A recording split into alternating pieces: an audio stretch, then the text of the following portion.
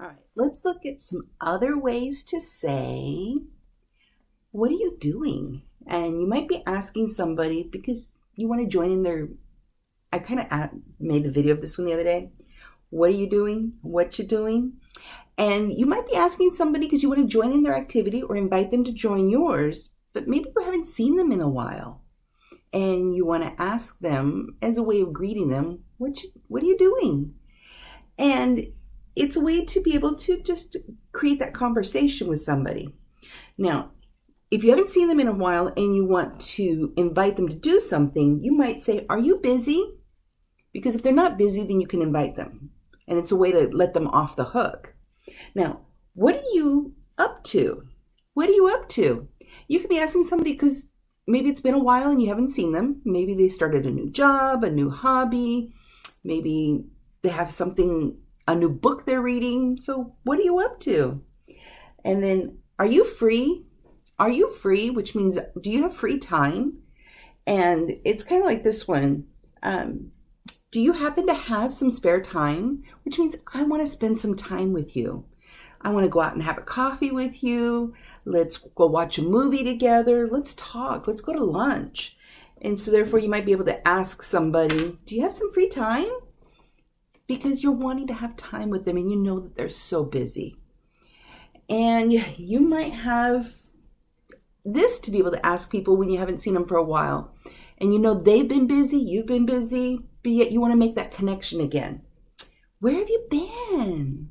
And then, what have you been up to lately? And then, how has it been going these days? Because you haven't seen them for a while and you want to catch up on the happenings of what's going on in their life. And you want to share the great things that have been happening with you. No, it's not fun to hear all the sad or bad or depressing things that have happened. But it's nice to be able to ask somebody, where have you been? Because you miss them very much. Now, we can continue with the idea of asking these ones, what is happening? What is happening? And then, what is going on? What in the world? Now, when we start getting to these ones, we're getting a little negative to the person in the way we talk. Maybe something's happening and we come into a room or a situation and we're like, what? Maybe somebody spilled something and you walked in and you know you're going to have to clean it up. What is happening? What's going on?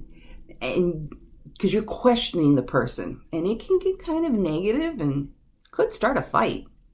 Good argument. So, what in the world? What in the world is happening in here? What in the world is going on? These are the things my mother would always say to my brother and to me, because sometimes, we fought when we were kids, and she would hear us yelling at each other. What in the world?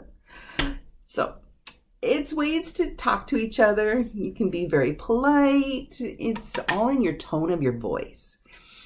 Kind and polite with the people you love and kind of feisty with the ones you want to fight with sometimes. So it's a great way to be able to communicate with each other.